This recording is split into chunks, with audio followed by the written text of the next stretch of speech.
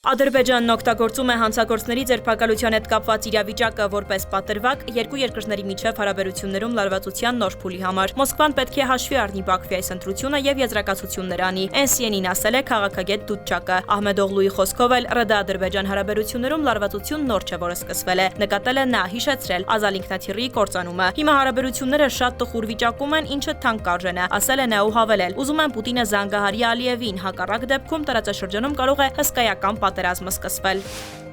Մոսկվան ցավում է Եկատերինբուրգի իրադարձությունների հետ կապված ռուսական կողմի հետ միջոցառումները չեղարկելու Բաքվի որոշումների համար։ Հայտարարել է Կրեմլի խոսնակն ու հավելել. կարևոր է շարունակել աշխատանքը ադրբեջանական կողմի նման դեմարշի պատճառ դարձած իրադարձությունների պատճառների պարզաբանման ուղղությամբ։ Պուտինի օրակարգում Ալիևի հետ հեռախոսազրույց չկա, բայց անհրաժեշտության դեպքում այն տեղի կունենա ամենասեղմ ժամկետներում։